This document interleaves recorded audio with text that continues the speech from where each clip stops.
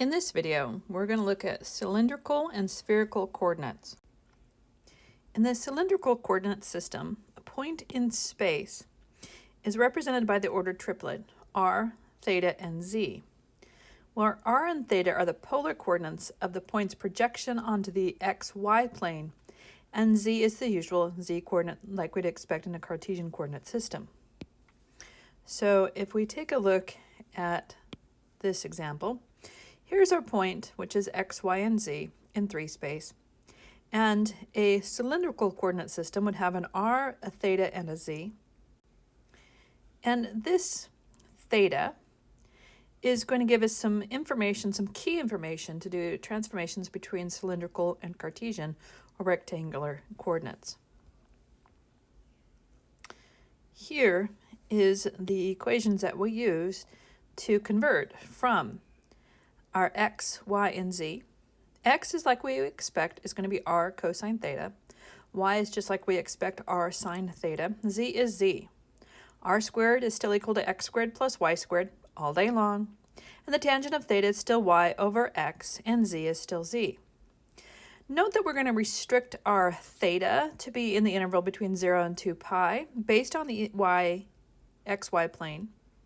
And if x is equal to 0, then I'm either straight up on the unit circle, straight down on the unit circle, or it could be at 0, depending on the y value. Now let's take a look at Cartesian and cylindrical coordinates. In the Cartesian plane, that would be this. We are going to have c as being a constant. If x is equal to c, or y is equal to c, or z is equal to c, then we're in planes. X is equal to c, y is equal to c, or z is equal to plane. And that would be the xy, or the xz, the yz, and the xy planes. In cylindrical coordinates, however, if r is equal to c, then we have a circular cylinder like this. If theta is equal to c, then we have all the points that are of the form theta, b, and c are a fixed angle from the x-axis, which is basically half of a plane that starts at the z-axis. Lastly, if z is equal to c, then we're just a plane that's parallel to the xy plane. So let's take the time now to convert from cylindrical to rectangular, and then we'll go from rectangular to cylindrical. We use the equations x is equal to r cosine theta, y is equal to r sine theta, and of course z is equal to z. And that was a terrible z, by the way. This is r, so r is equal to 4. This is theta, so theta is equal to pi over 6. And this is z. So we already know what the z coordinate is. That's kind of nice. So my x coordinate is going to be my 4 multiplied by the cosine of pi over 6, which gives me x is equal to 4. The cosine of pi over 6 is the square root of 3 over 2, so square root of 3 over 2. So my x coordinate is going to be 2 root 3. Y is going to be equal to 4, the sine of pi over 6. So y is going to be 4, the sine of pi over 6 is 1/2, so y is equal to 2. And z is equal to 3, because z is equal to z, so z is equal to 3. So my point in the rectangular coordinates is 2, the square root of 3, 2, and 3. I'm going to give you the answer for the second one. I want you to try it on your own, so go ahead and pause the video right now and try the second one on your own. And hopefully what you got for the second ordered pair is 3 over 2, 3, the square root of 3 over 2, and of course 5. And it's not an ordered pair, it's an ordered triplet. So there's the answer for B. If we want to convert from rectangular coordinates into cylindrical coordinates, r, theta, and z, well, we already know what z is. We love the fact that z is equal to z all day long, which is in this case equal to 5. We also know that x squared plus y squared is equal to r squared all day long. So I have 1 squared plus 1 squared is equal to r squared. So I have r is equal to the square root of 2. So we've found the r, and it's actually plus and minus. Don't forget the plus and minus. Now we know that when we were in our polar coordinates, that if our r was positive, we know that the angle, well, okay, let's find the angle first. So we know also that the tangent of theta is equal to my y value over my x value all day long, which is 1 over 1. So the tangent of theta is equal to 1. So x and y are both positive, so that means I'm in quadrant 1, so theta is equal to pi over 4. Now, we know that when we're working with our polar equations in 2 space, that if you have the r and say theta as being pi over 4, that is the same thing as negative r, and then it would be the angle that would be 180 from that, or pi from that. So it'd be 5 pi over 4. But we know that our theta is in quadrant 1, so we're going to choose the positive r. So we're going to choose the positive square root of 2 rather than the negative. We know that in our polar equations in 2 space, this point is equivalent to this point because of the r can take on negative, but we're not going to open that can of worms here. So we're going to take the positive just because of where our coordinates land. So then we found the theta, we found the r, and z is z all day long, and so the point 1, 1, and 5 in the Cartesian plane is the same thing as my r first, which is the square root of 2, my theta, which is pi over 4, and then my z, which is still 5 all day long. So there's that answer. Now what I want you to do is I want you to pause it and see if you could do B. Welcome back. Hopefully the answer for B you have is 2 pi over 3 and 2. And if you didn't, we'll go over that in class. In this, we're going to find the equation of the surface in rectangular coordinates and identify the graph of the surface. So these are equations, and I'm trying to decide what this would look like. This is a cylindrical equation, and I want to know what it would look like in the xy plane, or in the, what kind of equation is going to be built in the Cartesian system with x, y, and z. So we know that r squared is equal to x squared plus y squared all day long. So if we take this equation and square both sides, then I have a replacement. So this is just like we did in 2 space. So I have the equation x squared plus y squared is equal to 16,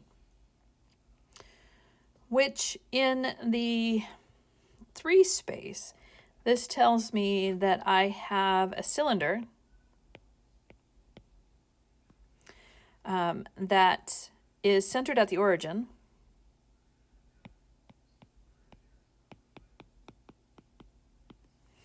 has a radius of 4, and its rulings, because I don't have any z value in there, its rulings are going to be parallel to the z-axis.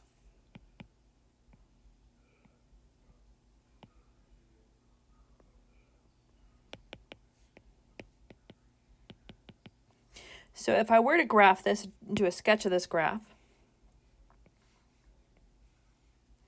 then I would have this cylinder right here, and the rulings are going to be parallel to the z-axis, so they're going to be running in this direction. Even though my shape is kind of like that, the rulings are going to be parallel to the z-axis. Okay, let's take a look at my next example here. Now what we know is that wherever I see r squared, I can replace with x squared plus y squared. So I have x squared plus y squared plus z squared is equal to 5. And so what we have then is a sphere. It's centered, so this is a sphere, centered at the origin with a radius equal to the square root of 5. So I'm not even going to try to do a sketch of that. We want to find the equation of the surface in the cylindrical coordinates given the rectangular coordinate equation.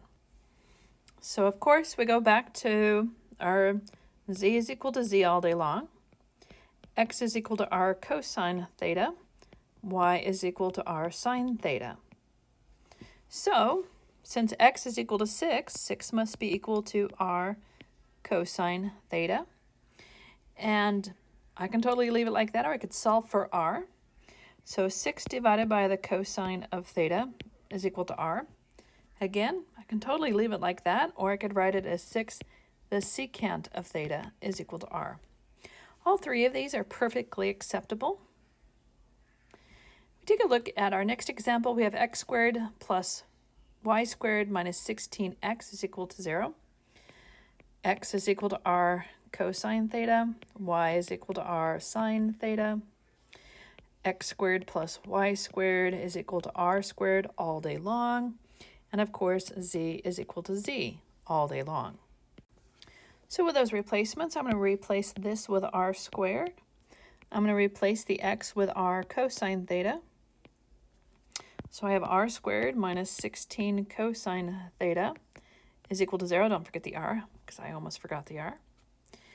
Now, what I really want is to have r equals. So what I'm going to do is I'm going to factor out an r, leaving me r minus 16 cosine theta is equal to 0. From this first, I have r is equal to 0, or that comes from here, r is equal to 0, or I have r is equal to 16 cosine theta.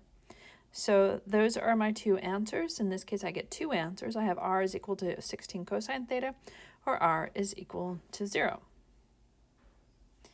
So of course, we can talk about Cartesian and now cylindrical. The next thing we want to talk about is spherical coordinate system. Now, if we think about the Cartesian coordinate system, it is a place in space, we're in 3 space, described using an ordered triplet, each with a coordinate representing some distance from the origin.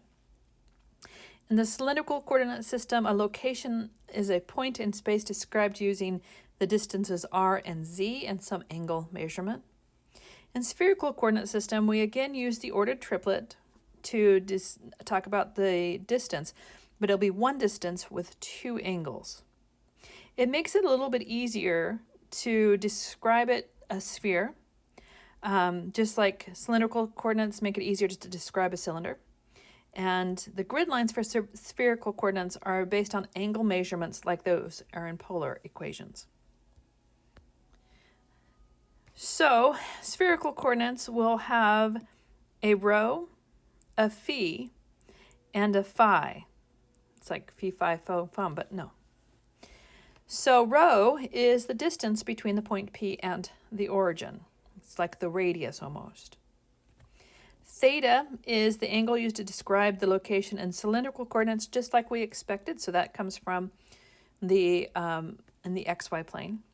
Phi is the angle from the positive z-axis and the line segment that goes from O to P, where O is at the origin, and my phi is always going to be between 0 and pi. Here is how we do the conversions. So we're going to convert from rectangular to spherical. Then I use x is equal to rho sine phi cosine theta. Y is equal to rho sine phi cosine or sine theta. Z is no longer z. Z is going to be rho cosine phi, and rho squared is going to be x squared plus y squared plus z squared. So that's a little different. Our tangent is still like we expect, and our phi is going to be the arc cosine of z divided by basically the radius. So if we are in the cylindrical coordinates, we're already in cylindrical coordinates, then these equations can be defined in terms of spherical coordinates, where r is equal to rho sine phi, theta still equals theta, and z is equal to rho cosine phi, and my rho is equal to r squared plus z squared, theta is equal to theta. And so if I'm already in cylindrical coordinates, it's actually a little less work to put it into spherical coordinates. So here's an example that theta is still theta. We go from 0 to 2 pi. Phi is always off this positive z-axis, so it's always going to be between 0 and pi. So here's the point in the xy plane, xyz, actually not plane, xyz 3 dimensions, or in the cylindrical, which is r, theta, and z, or in the spherical, which is rho, theta, and phi. Now, if we now did like we did before and let certain parts of it be constants, then if rho is some constant, then I'm going to have this here, this sphere. If theta is some constant, then I'm going to get half planes. And if phi is equal to a constant, that should be a constant, then I have this half a cone. So that should be c, not 0. And you can see that these are not exactly what I had before, except for this one being the same as before. I get a half a plane. These two make different shapes than what I had when I was in cylindrical coordinates and I let each piece of the cylindrical coordinate, first r, theta, and then z equal 0, or equal a constant, that made different shapes. Let's take a look at our first example here. We are going to be given spherical coordinates, and we want to turn them into rectangular coordinates. Now, the equations that I have is x is equal to rho, the sine of phi, cosine of theta. Let me do phi, their funky way of phi, the cosine of theta.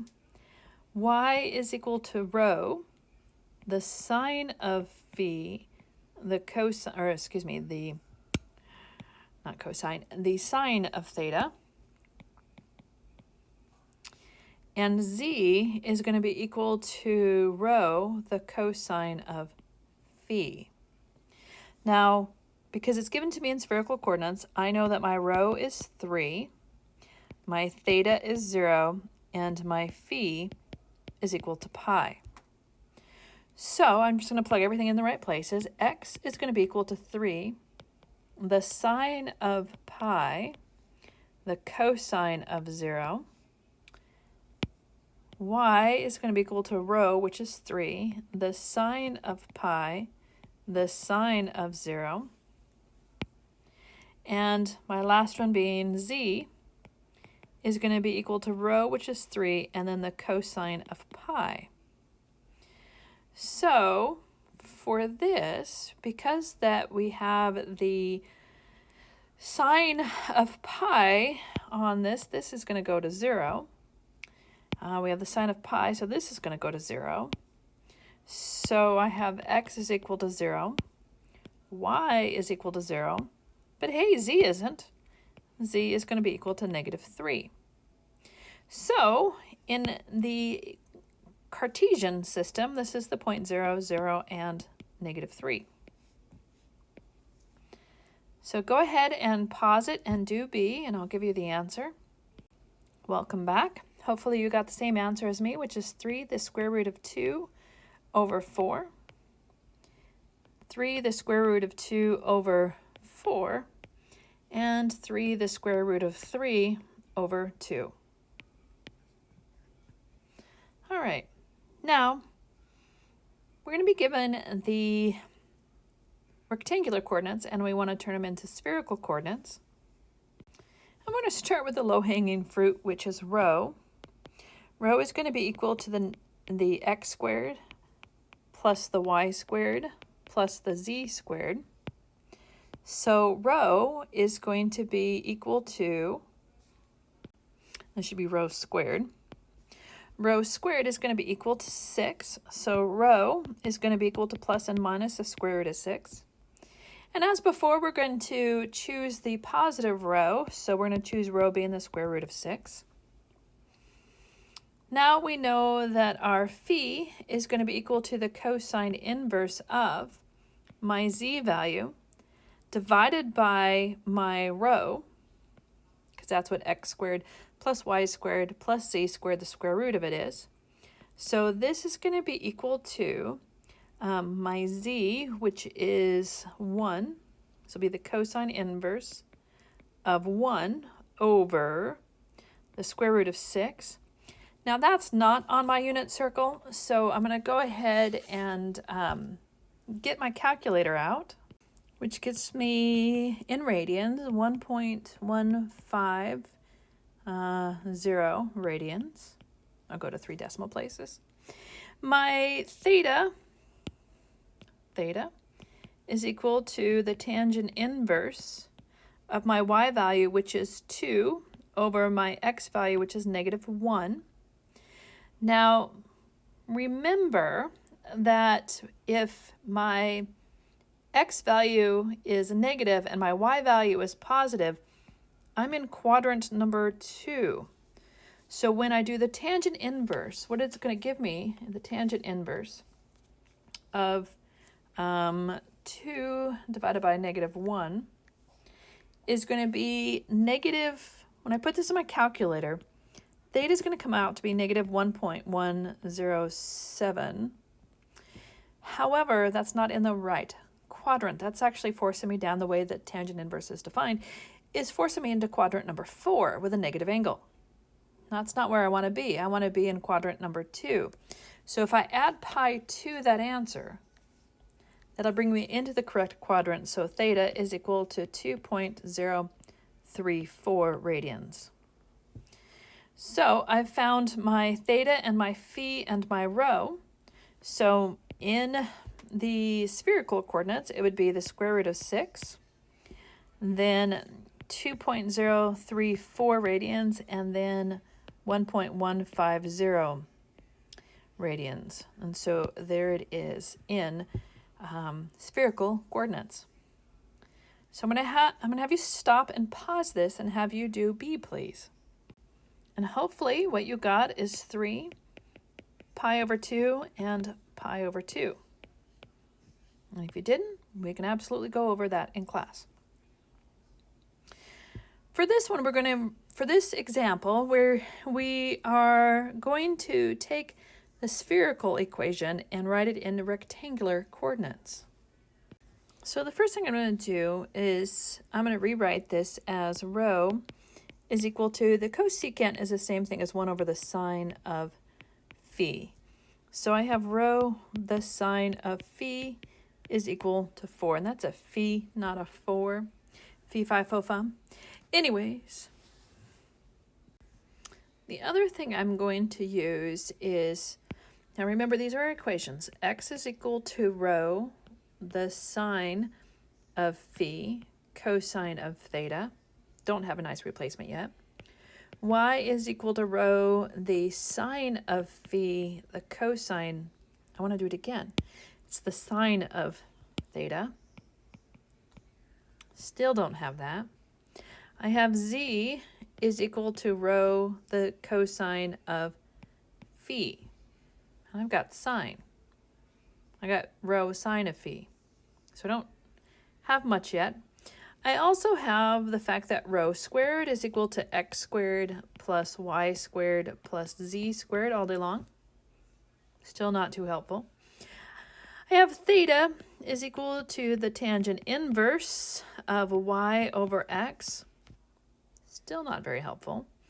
I have phi is equal to the cosine inverse of z over rho.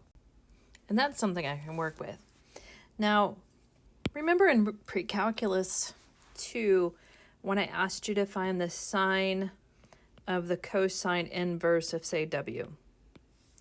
and I said let alpha equal the cosine inverse of w, because when you see the inverse, you're really chasing an angle, and I would have said take the cosine of both sides, so the cosine of alpha is equal to w. Now, in terms of pre-calculus 2, we had x, y, r. So if I have cosine of an angle is equal to w, that means x is equal to w. And since it's over 1, I would have said r is equal to 1.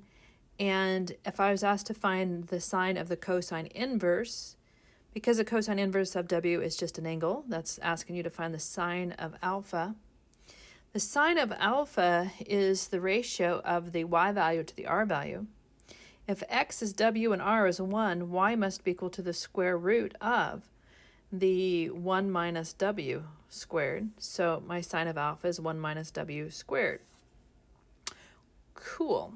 So I'm going to use that information and this, and I'm going to focus in on the sine of phi. The sine of phi, that's a terrible phi. The sine of phi is equal to the sine of the cosine inverse of z divided by rho. And that's not b, it's rho. But the sine of phi is going to be 1 minus, and then instead of w, it's going to be 1 minus z over rho squared. So this is going to be equal to the square root of 1 minus z over rho, the quantity squared. Now, it's still being multiplied by this rho. So I have rho, the sine of phi. Man, my phi's are terrible. It's a phi. Phi, phi, fo, fum is equal to rho, the square root, and I can do this replacement with this, 1 minus z squared over rho squared. And this is equal to rho, and I'm going to go ahead and make a single fraction. And so it's going to be rho squared minus z squared over rho squared. I can take the square root of the numerator and denominator separately, and so I end up with just rho squared over minus z squared, because this rho, which is this one, will cancel with the square root of rho squared, which is just rho. So those two cancel. So I really just have rho squared minus z squared. Okay, but rho squared, or rho times sine of phi is equal to 4. So where I am now is rho squared minus z squared, the square root of it, is equal to 4. All right, so now we're square both sides, and I get rho squared minus z squared is equal to 16, so we're getting closer. Now, rho squared is equal to this. So x squared plus y squared plus z squared minus z squared is equal to 16.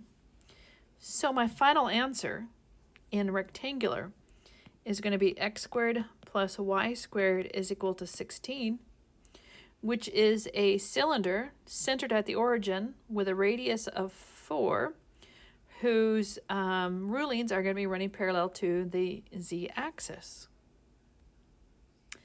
All right, so let's take a look at B. First thing I'm going to do is rewrite this. So I have rho is equal to 6, and then it's going to be multiplied by the cosecant, which is the sine of phi, multiplied by the secant, which is 1 over the cosine of theta. Multiplying both sides by the sine of phi and the cosine of theta, I get rho. The sine of phi, the cosine of theta, is equal to 6. But that's just x. So x is equal to 6. So what we have is a plane parallel to the YZ plane, because the x is the one that's given to us, at x is equal to 6. That's not, so plane, not plate, or whatever in the heck I was trying to write there. Plane at x is equal to 6. So there it is. Let's take a look at the next two examples. We're going to go from rectangular equations into spherical coordinate equations. Now remember, my equations are x is equal to rho the sine of phi, the cosine of theta. Y is equal to rho the sine of phi, the cosine, every time, the sine of theta. And z is equal to rho the cosine of phi.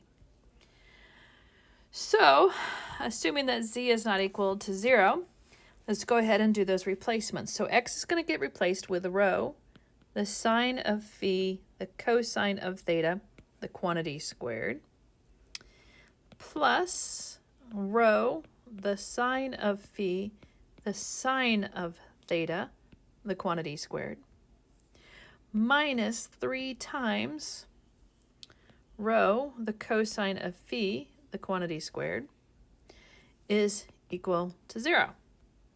So what I get is rho squared, the sine squared of phi, the cosine squared of theta, plus rho squared, the sine squared of phi, the sine, there it is again, the sine squared of theta, minus 3 rho squared cosine squared of phi is equal to 0. I'm going to go ahead and factor out a rho squared everywhere, so I have a rho squared. Now, I'm going to look at the fact that if I, out of these first two terms, here and here, if I factor out a sine squared phi, so I'm factoring out a sine squared phi, and that's looking more and more like a t, so phi, I'm going to be left with a cosine squared theta plus a sine squared theta, which is equal to 1 all day long, and then minus 3, and I have the cosine squared of phi is equal to 0. This part is equal to 1 all day long. So what I now have is rho squared, the sine squared of phi, phi's are looking awful, minus 3 the cosine squared of phi is equal to 0. Now, assuming that rho is not equal to 0, then I can just focus in on these two. If I focus in on just these two, I have got the sine squared of phi minus 3 the cosine squared of phi is equal to 0. Not this funky t I want to keep writing. It's phi. It's terrible. It's a phi. And so that tells me that I've got the sine squared of phi is equal to 3 the cosine of phi. If I divide both sides by cosine squared, don't drop my squared. If I divide both sides by cosine squared, then I'm going to have the tangent squared of phi is equal to 3, which tells me that my tangent of phi is equal to plus and minus the square root of 3. So that tells me that phi is either equal to pi over 3 or, because remember we're between 0 and pi, 2 pi over 3. Those are my two choices. Therefore, what I end up with is a spherical coordinates of phi as being pi thirds or 2 pi thirds, which is an elliptical cone. And that is my final answer. Let's take a look at my next example here. So I'm going to do it over here. I'm going to do z squared, or x squared plus y squared plus c squared is equal to minus 4z. Same kind of thing as I have a replacements for the rows. And so I've got x squared is going to be replaced with, so x squared plus y squared plus z squared is rho squared. So all of this can be replaced with rho squared. So I have, and then for z, z gets replaced with rho, the cosine of phi. So what I have then is I have rho squared minus rho, the cosine of phi, is equal to 0. So then I have rho, and then rho minus the cosine of phi is equal to 0. Assuming rho is not equal to 0, rho is going to be equal to the cosine of phi. And I keep wanting to make those t's, and those are phi's. Those are terrible. I think I'm going to have to change these to something else so that they don't look so terrible. Those are phi's.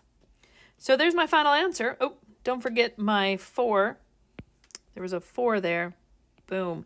There's a 4 there still. There's still a 4 there, and there's still a 4 there.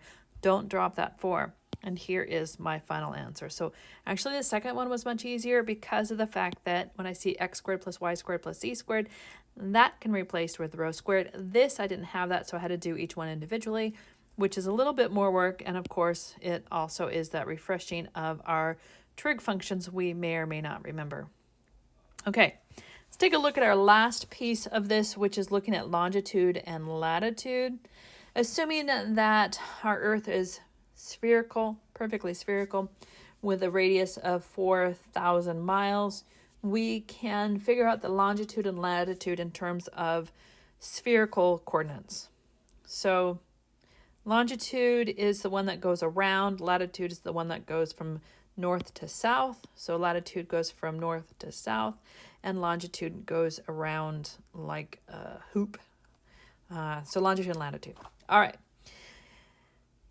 Suppose that Washington, D.C. is located, well, we know it is, at 39 degrees north, 77 degrees west. See this figure right here. Assume the radius there is 4,000 miles. Express the location in spherical coordinates.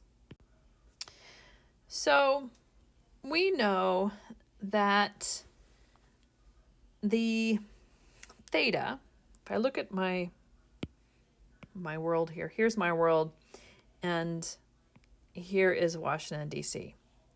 Now, assuming this is the z-axis, where the north and this is the south pole, so this is the north pole, this is the south pole, and this is my y-axis, and then of course my z-axis is going to be coming out, or my x-axis is going to be coming out in that direction. Not phi, it looks like it should be phi. Then we know that where this point lies right here is going to be, if we project this down onto the XY plane, it's going to have some projected thing where we have this being our angle theta.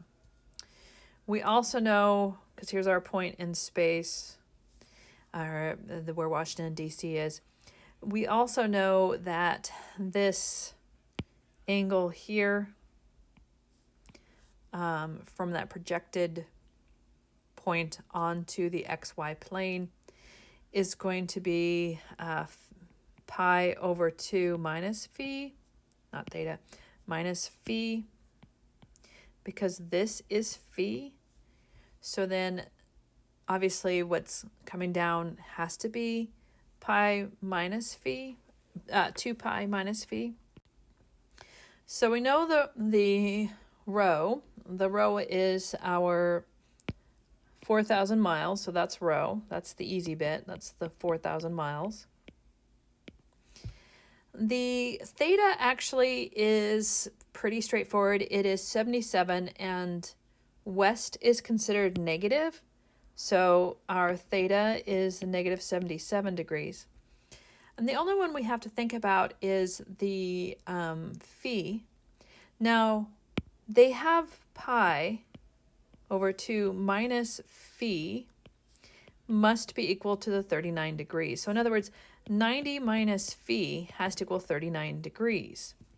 So that means phi must be equal to 51 degrees, and so that's my final piece.